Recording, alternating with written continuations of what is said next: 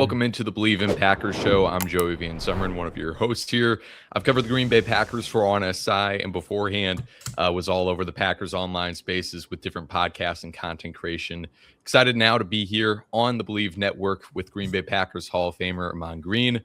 Ahman, how has the offseason been treating you as we get closer to training camp here? Joey, going pretty good. Just a little busy. Got some stuff going on with my foundations and just helping doing some of the business stuff that I do now. And my off season, I say really not my off season, but I say this all throughout every month.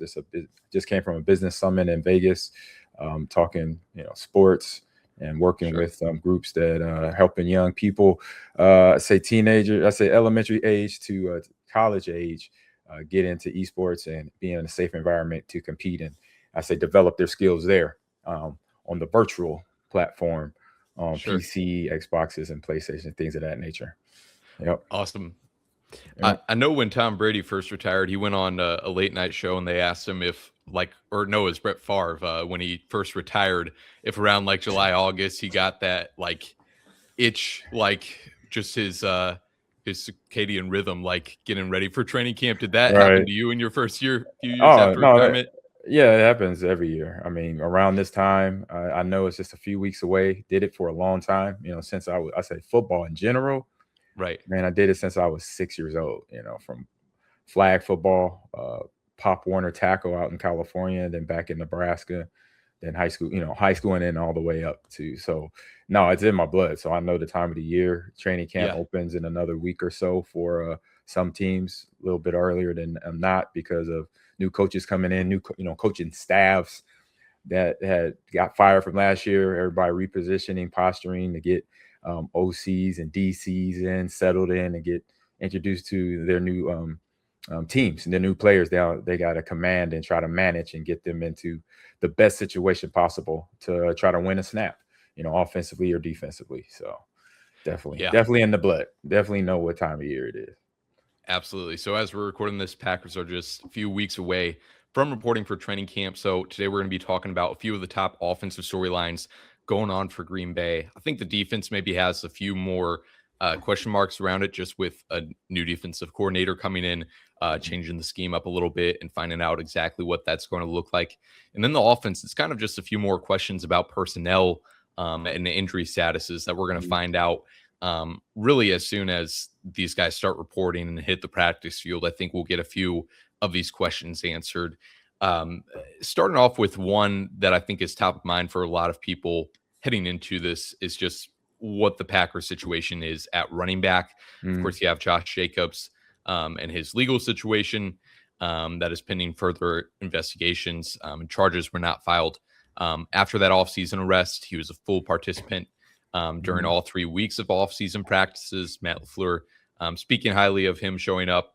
And then the other question, regardless of Josh Jacobs' status and what that might turn into, but also connected to that is what MarShawn Lloyd looks like. Not only is he able to stay healthy, but is he good enough from what people expected out of him when he first came into the league? How have those injuries affected him? Ahman, just what are your thoughts on this running back position for Green Bay? Well, they got a good stacked crew back there with Josh Jacobs and his experience, and then MarShawn Lloyd, his few years behind him, coming in off the bench. He's done a stellar job, as a running back. And looking at it with my coaching eyes, that I'm going to put definitely Josh 1, obviously MarShawn Lloyd, just because he's been there 2. I mean, I know on the depth chart right now, they got Chris Brooks and then Pierre Strong Jr. Right. But for me is game time experience, so being in the locker room, being a running back and being from the coaching side of it, because I coached it at the high school level and mentored a lot of players that are in NFL today. So knowing what I see on that aspect, that's where my confidence in MarShawn, regardless of where he's at, healthy or not. But if he's available, then I want him backing up Josh Jacobs, because you saw some of the games last year, the nice little changeup that happened when Josh come off the field to take a few snaps off, catch his breath, and then MarShawn come in, and it becomes a little bit of a problem for the first 2-3 plays for the defense, because he's built different, maybe a little bigger, a tad bigger, and not as a different shift, different gear than Josh Jacobs, and that throw defenses off. That was something I remember experiencing when I got to Green Bay. Having me and Dorsey rotate in and out became a problem for defenses, and then every now and then I remember Tom Rossley, our offensive coordinator, put in a package called, it was the horse pack personnel, where it was me and Dorsey, because it was Dorsey. We called him Horse, was his nickname.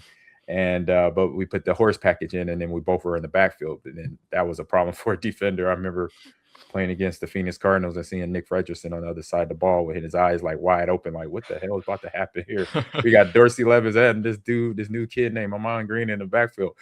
This is the way he looked. He looked worried. So I think defenses, if they do get a scheme like that or a personnel like that, then having both guys on the field, I think it would be fantastic. But either way, them coming off, rotating each other is a good complement between both players. So I think for me, I think it's just really wait and see how he goes through training camp. I mean, how both players, all players, right? That's the biggest thing. We're just kind of like weathermen and women right now, trying to, forecast the season. But for me, just hurry up and wait. We'll see what they'll do. But, excited because I already know he got the experience to get the job done. Yeah, absolutely. I think running back is a position for Green Bay in this draft that was kind of the ones that I pinned in the category of a few other ones where, if they had more than the limited selections they had, they probably would have taken one, but they had to, put their darts where they could with it. Not only just because of the situation of, Josh Jacobs getting up there in age, but then also MarShawn Lloyd and just kind of the question marks around him and his health. I do definitely like what Chris Brooks could offer. He's shown throughout his time in Green Bay, especially as a pass protector, that you at least have that option. But if Josh Jacobs and Marshawn Lloyd are able to stay healthy and are available, I like what they have in the backfield for sure. Yeah, they're stacked there. Yeah. One position I'm not so sure about, but kind of in the same vein of like, if they do play up to their potential, I'm confident in them, is wide receiver. Few positions on this roster underwent more changes than wide receiver for Green Bay this offseason. You have Romeo Doubs walking in free agency. Then they trade Dontavian Wicks to the Philadelphia Eagles. So really here, they're taking a bet on Matthew Golden being the prospect that people hope they'd be getting at the number 2022 or the 22nd overall selection in the 2025 draft. They're taking a shot, not really a shot, but, hoping that Christian Watson can stay healthier than he has in the past. And then out of the group of really three reserves of Bo Melton, Sky Moore, and then the second-year guy, Savion Williams, one of those guys is really going to have to step up, in my opinion. You, of course, have Jaden Reed in that starting three group as well. Yeah. So, again, I'm really confident in Watson and Golden if they're able to stay healthy, stay available, and if they're able to really play to Golden's strengths after he didn't really get many opportunities in his rookie season. Yeah. But, Ahman, what are your thoughts on this kind of interesting wide receiver group here? It's young again. I mean, they've been probably the youngest group for a long time. At first, it was the running backs a while there, when Aaron Jones came into the fray way back, I want to say probably, within the last 10 years when that happened, with that draft, when they drafted a whole bunch of running backs. So now this draft, I say not draft, but core of wide receivers about 4 or 5 years ago when Jordan Love was coming into the fold as the quarterback. I remember they drafted all those guys you just mentioned. And now the guys have developed, gotten better, and now they're earning, their keep from what they did on the football field. You got Dontavian Wicks, able to go out in the free agent market and hit it and be successful in that. And other guys, it's the work ethic, they have. And then what they were able to do on the football field, all of it come into fray, being that this NFL now today is a passing game, and when you have a core young receivers that they had at one point in time that didn't have no experience, and now they're just, like I said, they are able to jump into the market, free agency, walk, and not look back, be like, look, I'm proven, from Dobbs as well. So now for Golden, I mentioned this last time on Believe in Packers, where he has to get to a point where, he was a first round pick. And with a first round pick, you kind of got to, it's always, I mean, you got a bullseye on you because you're the first rounder. Not that he had to come and save the core or save the team in that position. No, he had other guys. He had Christian Watson, he had Wicks and Dobbs there also, Jaden Reed and all them other wide receiver. So now I think it was kind of introduce him to the game, get him in there as an OC and as a head coach. You got to get him some reps as a first round receiver, get the ball to him and see what happens. And then obviously being a smaller stature receiver, defense is going to be physical. I mean, it's really simple. You got a small, not a really. I mean, he's fast, but he's not. He's not overly. Obviously a big receiver. So 9 times out of 10, most DBs and most defensive coordinators like, look, we're going to have to make it rough physically for him, because if we don't get our hands on him, his speed is going to hurt us. He's going to be able to get downfield, run his routes, catch the ball, and we don't want him doing that. So you know what? Find the biggest DB and just put it on him, or let's have the safety come into the box and just harass him. If you get a penalty, so what? That's how the defense thinks. You know what?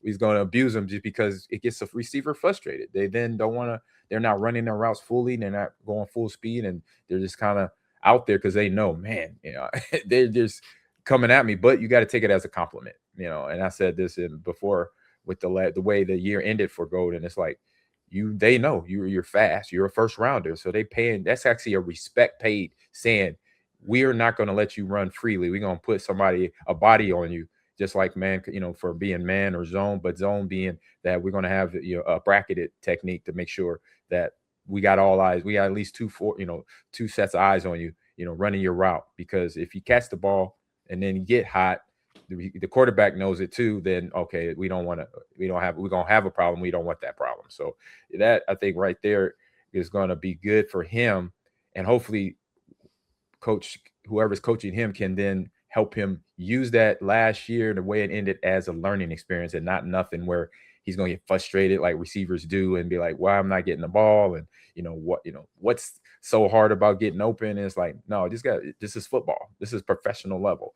They're going to they basically saw the speed, they saw the talent in you, and basically took that part away because you're not a big receiver, but you can do this. So that's up to the coach. So it's 2 people in this situation. It's Golden, making sure that he doesn't get frustrated, knowing that it was rough at the end of his rookie year. But you got to remember, he was a first rounder. And then the coach teaching him that to say, hey, don't get frustrated. Just continue to learn the offensive plays, learn all the audibles, learn all the adjustments that you got to know coming off the ball in every formation. And then your time will come. And he's only going in his second year, and everybody's like, "Oh, well, he didn't end well, this, that, and the other." And I'm like, not too bad. He had some balls, he had some catches, he had some plays against in big games, in the small games, whatever. Against the Bears, against the Lions, he did a little something. So that little something could go a long way. Just sometimes when it's just talking about it, it doesn't seem like much to a player. But I think something they develop him well, and then mentally get inside, but like, look, don't get frustrated. That was just any rookie's first year at wide receiver. It's going to happen. But then in the room overall, real quick, it's 13 guys in that room right now because of OTAs and training camp between it. So it's going to be a lot of battling, and basically iron sharpen iron in that room for the wide receivers. For me, looking at that's a great compliment to that offense, because we already know what Jordan Love can do with the ball. He's smart with the ball. And then Josh Jacobs in the run game, which we already talked about, that's going to balance out the offense. Now, it's going to just be who steps up in that wide receiver room, because we know Watson, he's going to be a man that's going to be a leader on the football field, but who else is going to back him up? Who's going to be number 2 in the fold? And it could be Golden, it could be Reed. I say starting with those guys first because they've been on the team, right. But any of the younger guys, Bo Milton finally getting full time at wide receiver, and then Brandon Rice, seeing where those guys and I'm interested to see really what Sky Moore does. Get that pickup from Kansas City. I like when they picked him up, because he had so many receivers down there in Kansas City that, when he got the ball, it was really easy to score touchdowns because, they had a hell of a team down there. But now he's in a situation now it's like, okay, I'm ready to prove myself. And so hopefully I'm ready to see what he can do during preseason ball and then come the first week of the season. Yeah, for Golden and Williams, like you hit on, there's definitely a lot of learning material for Golden there. The situation with him all year, I mean, I say the situation, but just kind of how the opportunities were spread out to him all year was kind of interesting and confusing at times. But like you mentioned, there's definitely opportunities he can look back on and learn from. And I think he showed in that Bears game where he had that really great performance, that there's no question that he has the talent that people thought he did out of college. Yep. The other thing here is that with Tucker Kraft's uncertain status, definitely going to place some more pressure on this wide receiver core to be ready to go and be the main production in the receiving game early on in the season. Yeah, I mean, I like Tucker. I mean, I like him. I Mhm. know him as a person, so I like him there too. He's a great guy, family man, and a team player. And so now it's just about, I know he's probably hit the grind hard to get back on that field. So he's gonna be he's gonna be ready and rearing to Yeah. go. The type of player he is, if he's a physical guy, because he plays tight end and he's a big guy, and then he's a fantastic athlete. He could go out there and do pretty much anything from doing the tush push quarterback drills or a job there, and Mhm. then obviously running a reverse to him and then getting open. So now just taking his time to heal up, because we know what type of injury, with the ACL and stuff like that, can take a little bit longer. You don't want to rush it. I think hopefully he knows that, but we already know once he's fully go, it's going to be fun to watch. Yeah, absolutely. Another player dealing with injury is Zack Tom. It's Yeah. really a big question for me on kind of what his status is at the start of training camp. Yeah. Suffered a partially torn patellar tendon in week 15 of the season at Denver. I mean, who didn't suffer injury at Denver? Yeah. He said Right. back in off-season practices that he hopes to be a full go by the start of camp. But if nothing else, the goal should be that I'm at least doing something at the start of camp. So, I mean, really, Zack Tom is the core to this Packers offensive line. Mm-hmm. Ahman, any thoughts just on kind of the importance of getting him back? Well, yeah, it's important because he's one of the, what's it, three guys that's been there for at least 3 years together. So that's I'm sorry, Tom, Ryan, Sean Ryan, and Aaron Brooks. I Mhm. believe those three right there kind of been together for the last couple, maybe 2-3 years. And so having him in the fold and his ability and his knowledge and experience is, priority number one. And I don't mind, just like with Micah, I don't mind waiting for a guy like that, because we already know if we wait and be patient and he heals properly, then he's full go. We got him for the whole season. I don't want him come back too soon and then it's a triage. He plays 1 week, then he's out, and then he plays the next week, then I don't want that. As a coach Mhm. or a player, I'm a running back, then I want my old line ready to go, and so I will make sure. I know for that team, make sure we're just like Micah. He's not rushed, and when he comes back, he's 100% healed up and ready to go, because he knows everything in that offense from terms of offensive line standpoint, and he does really it's fantastic job. I know in a few years, if not after this season, he comes back and able to put on a good display. We're talking Pro Bowl level stuff, because they're just that solid up front between those three guys, and then you bring in Anthony Belton and Jordan Morgan and some of the other guys that's backing them up. Then you got a good offensive line, and those guys are solid. They kind of talk amongst each other. I know old linemen work. Those are my buddies when I was in the locker room. So it's good to have a good crew of guys that really know each other on and off the field. Mm-hmm. And then finally, staying on with offensive line, you have Jordan Morgan, like you mentioned, taking over at that starting left tackle spot. This is one that will kind of blow up to, like you mentioned at the top, just following practice reports from Twitter and making your own judgments from there.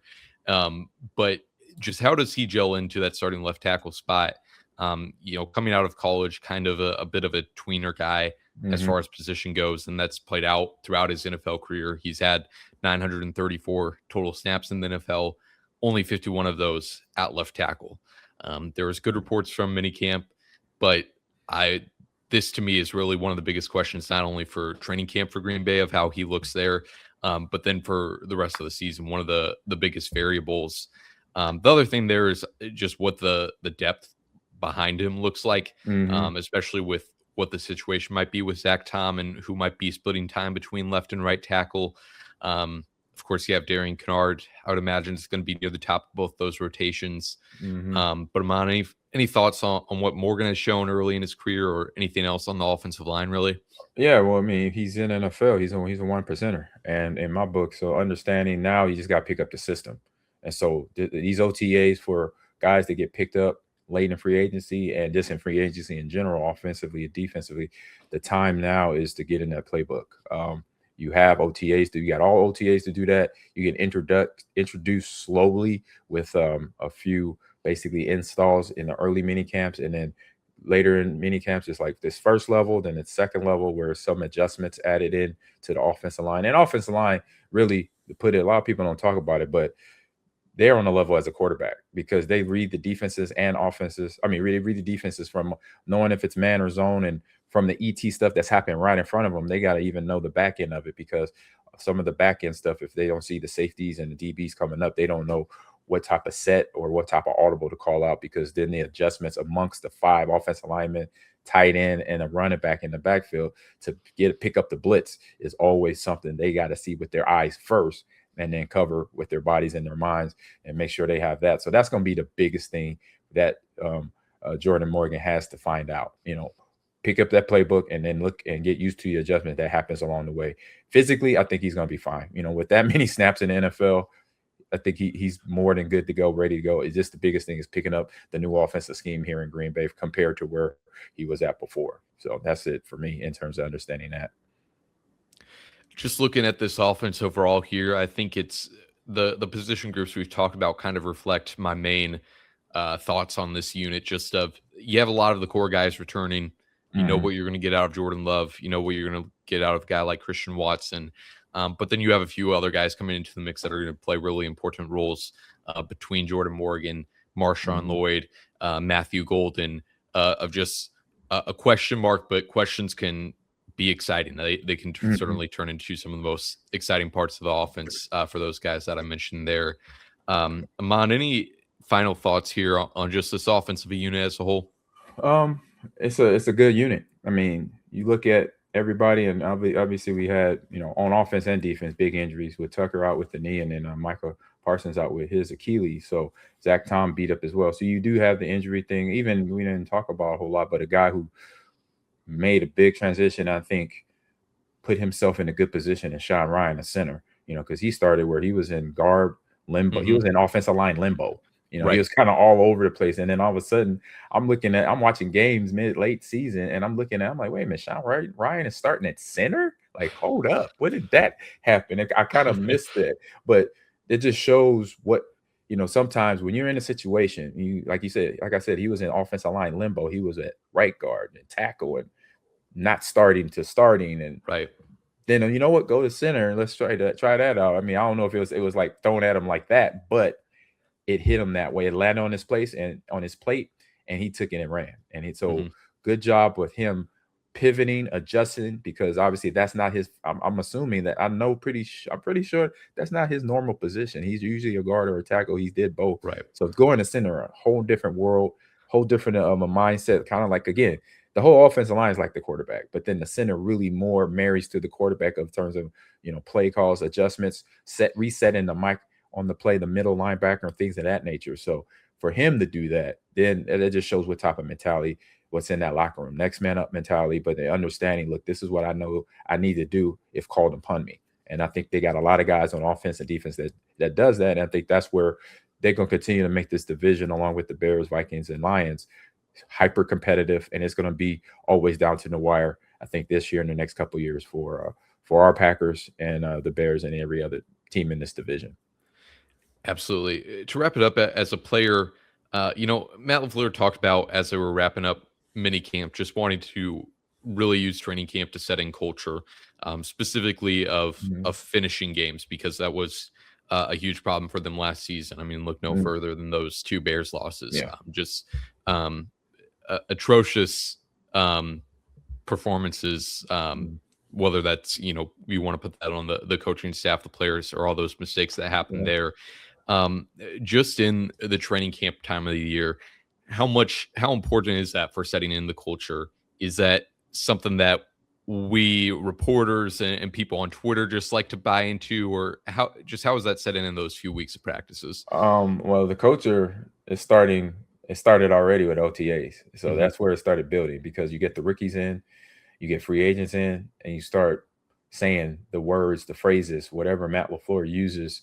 And that coaching staff, they're going to have 1 or 2 phrases that they're going to roll with from time that first mini camp meeting happened all the way to the end of the regular season.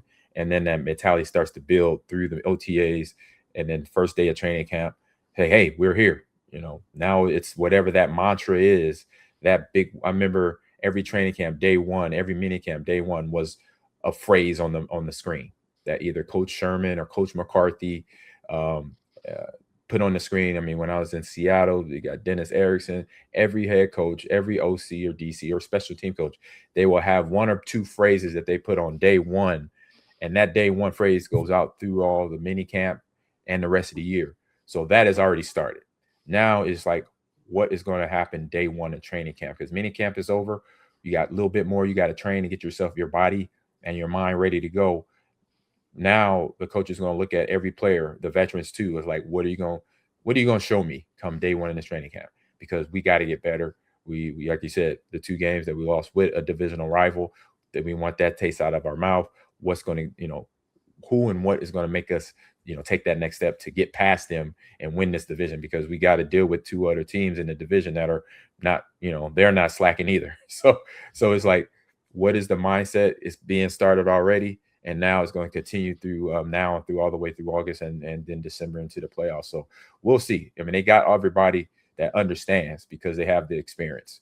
Now to just, get adjusted to the new schemes, because you got Gannon, the new DC on defense from Phoenix, from the Cardinals. And now they got to adjust to that part and learn that his phrase or his phrases, what he likes to see from what the play call he does.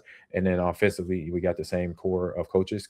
So not much adjustment other than a few new players. So it's just going to be day one. Come show me what you can do, and then we'll understand where that team stands by the middle of preseason ball going into the regular season.